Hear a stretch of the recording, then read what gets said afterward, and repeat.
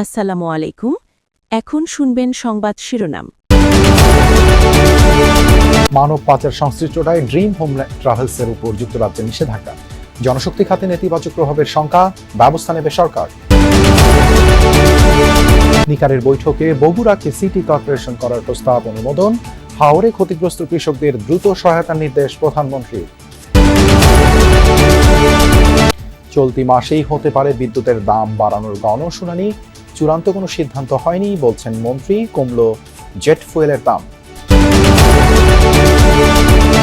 ৭ June বসছে budget অধিবেশন, করের হার বাড়বে না বললেন অর্থ উপদেষ্টা। শিক্ষায় জিডিপির ৫% বরাদ্দের লক্ষ্য।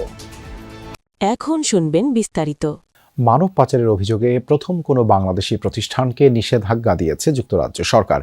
ব্রিটিশ পররাষ্ট্র মন্ত্রণালয় dream home travels and tours limited নামের এই প্রতিষ্ঠানকে নিষেধাজ্ঞার আওতায় আনল। তাদের বিরুদ্ধে অভিযোগ, কর্মী পাঠানোর নামে বাংলাদেশ থেকে রাশিয়ার ভাড়াটে সৈন্য পাঠাচ্ছিল তারা। বিশেষজ্ঞরা বলছেন, এমন নিষেধাজ্ঞার কারণে জনশক্তি রফতানিতে নেতিবাচক প্রভাব পড়বে। কর্মসংস্থান প্রতিমন্ত্রী বলেছেন, এই বিষয়ে ব্যবস্থা নেবে সরকার। লক্ষ্মীপুরের মাকসুদুর রহমান ২০২৫ সালে ১২ লাখ টাকা দেনা করে দালালের প্ররোচনায় গিয়েছিলেন রাশিয়া। কাজের কথা বলা হলেও সরাসরি রাশিয়া ইউক্রেন যুদ্ধের ময়দানে ঠাঁই হয় তার। সব হারিয়ে মাকসুদ বেঁচে ফিরলেও ফেরেননি ৩৩ বছরের হুমায়ুন কবির। অবৈধ পথে রাশিয়া গিয়ে প্রশিক্ষণ শেষে যুদ্ধক্ষেত্রে নিহত হন নাটোরের সিংড়ার এই যুবক। Dream home travels and tours limited নামে ঢাকার এই প্রতিষ্ঠানের মাধ্যমে হুমায়ুন ও তার দুলাভাই রহমত রাশিয়া যান বলে পরিবার জানায়। দুজনের কেউই আর ফেরেননি। প্রতারণার অভিযোগে ড্রিম হোম ট্রাভেলস সহ ১৭টি ট্রাভেল এজেন্সিকে নজরদারিতে রেখেছিল সিআইডি। এই ড্রিম হোম ট্রাভেলসকে রাশিয়ায় বৈধভাবে কর্মী পাঠাতে ২০২৫ সালের ফেব্রুয়ারিতে লাইসেন্স দিয়েছিল অন্তর্বর্তী সরকার। পরে এই এজেন্সির বিরুদ্ধে মানব পাচারের অভিযোগ নিয়ে গণমাধ্যমে সংবাদ প্রকাশ হলে গত আগস্টে সেই লাইসেন্স বাতিল করে মন্ত্রণালয়। এবার মানব পাচারের দায়ে যুক্তরাজ্য সরকার সেই ড্রিম হোম ট্রাভেলসের উপর নিষেধাজ্ঞা দিল। এই প্রথম কোনো বাংলাদেশি প্রতিষ্ঠানকে নিষেধাজ্ঞা দিল যুক্তরাজ্য সরকার। যুক্তরাজ্যে প্রতিষ্ঠানটির মালিকের সম্পদ থাকবে। রাশিয়া ইউক্রেন যুদ্ধে সৈন্য পাঠানোর বিষয়ে সরেজমিনে বগুড়া সিটি কর্পোরেশন সহ নতুন ৫ উপজেলা গঠনের প্রস্তাব প্রশাসনিক পুনর্বিন্যাস সংক্রান্ত জাতীয় বাস্তবায়ন কমিটির সভায় উপস্থাপন করা হয়েছে। বিকেলে সচিবালয়ে প্রধানমন্ত্রীর সভাপতিত্বে মন্ত্রিপরিষদ বিভাগে প্রশাসনিক পুনর্বিন্যাস সংক্রান্ত জাতীয় বাস্তবায়ন কমিটি নিকার ১২০তম সভায় এসব প্রস্তাব অনুমোদনের জন্য উত্থাপন করা হয়। বৈঠকে বগুড়া সিটি কর্পোরেশন বগুড়ার শিবগঞ্জ উপজেলাকে ভাগ করে মোকামতলা, কক্সবাজারের চকরিয়া উপজেলাকে ভাগ করে মাতামুহুরী, ঠাকুরগাঁয়ের সদর উপজেলাকে ভাগ করে রুহিয়া ও ভুল্লি এবং লক্ষ্মীপুরের সদর উপজেলাকে ভাগ করে চন্দ্রগঞ্জ নামে নতুন উপজেলা গঠন করা হয়েছে। হাওর অঞ্চলে ভারী বর্ষণে ক্ষতিগ্রস্ত কৃষকদের সহায়তায় দ্রুত পদক্ষেপ নিতে সংশ্লিষ্টদের নির্দেশ দিয়েছেন প্রধানমন্ত্রী তারেক রহমান। এই লক্ষ্যে স্বচ্ছতার সঙ্গে ক্ষতিগ্রস্ত কৃষকদের তালিকা প্রস্তুতের প্রয়োজনীয় নির্দেশনাও দেন তিনি। বৃহস্পতিবার বিকেলে সচিবালয়ে মন্ত্রিপরিষদ বিভাগে প্রধানমন্ত্রীর কার্যালয়ে অনুষ্ঠিত এক সভায় এই নির্দেশ দেন তিনি। বলেন, প্রকৃত ক্ষতিগ্রস্তদের চিহ্নিত করে নির্ভুল ও স্বচ্ছ তালিকা প্রস্তুত করতে হবে। এই তালিকার ভিত্তিতেই আগামী ৩ মাস কৃষকদের আর্থিক সহায়তা দেয়া হবে। দ্রুত ক্ষতিগ্রস্ত কৃষকদের হাতে আর্থিক সহায়তা পৌঁছে দেয়া হবে। পাশাপাশি বৃষ্টির কারণে কৃষকরা যাতে ক্ষতির মুখে না পড়েন সেজন্য ধান রোপণ ও সংগ্রহের মৌসুম কিছুটা এগিয়ে আনার বিষয়েও আলোচনা হয় জানিয়েছেন প্রধানমন্ত্রী তারেক রহমান। সকালে সচিবালয়ে বিদ্যুতের দাম বাড়াতে প্রক্রিয়া শুরু করেছে এনার্জি রেগুলেটরি কমিশন BERC। জানা গেছে এ মাসেই হবে গণশুনানি। এরই মধ্যে পাইকারি পর্যায়ে প্রায় 20% দাম বাড়ানোর প্রস্তাব পাঠিয়েছে PDB। খুচরা পর্যায়ে বিতরণ কোম্পানিগুলো প্রস্তাব জমা দিচ্ছে।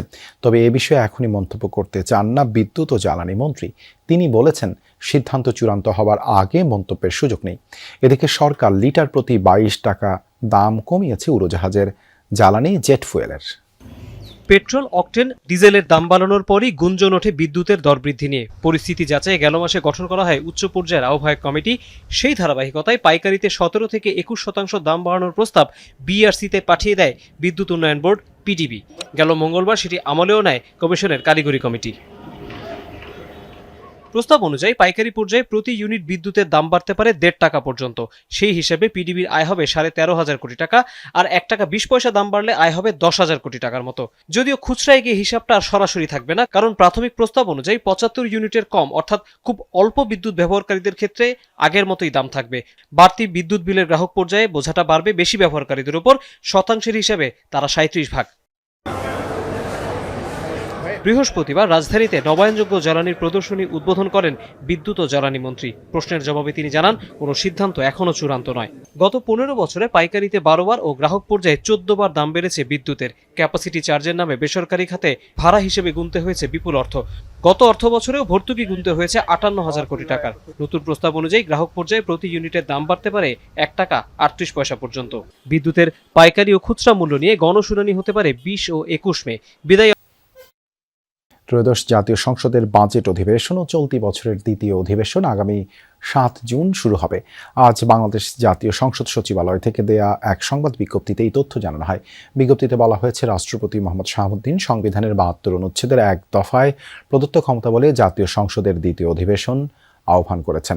এটি বর্তমান সংসদের গুরুত্বপূর্ণ একটি অধিবেশন, যেখানে আগামী 2026-27 অর্থ বছরের জাতীয় বাজেট পেশ ও পাশ হবে। উত্তরাধিকার সূত্রে ধ্বংসপ্রাপ্ত রাজস্ব ব্যবস্থা পেয়েছে সরকার। ধাপে ধাপে বাস্তবায়ন হবে সংস্কার উদ্যোগ। আগামী বাজেটে করের হার বাড়বে না, তবে পরিমাণ বৃদ্ধির ইঙ্গিত দিলেন প্রধানমন্ত্রীর অর্থ এবং পরিকল্পনা উপদেষ্টা অধ্যাপক রাশেদ আল মাহমুদ তিতুমির। প্রাক বাজেট আলোচনায় তিনি বলেন, নিরীক্ষা প্রতিষ্ঠানগুলোকে জবাবদিহিতার আওতায় আনা হবে। অনুষ্ঠানে ব্যবসায়ীরা রাজস্ব ব্যবস্থায় সংস্কারের দাবি করেন। জানান বিনিয়োগের প্রধান অন্তরায় এনবিআর। দক্ষিণ এশিয়ার মধ্যে বাংলাদেশের কর জিডিপির হার সবচেয়ে কম।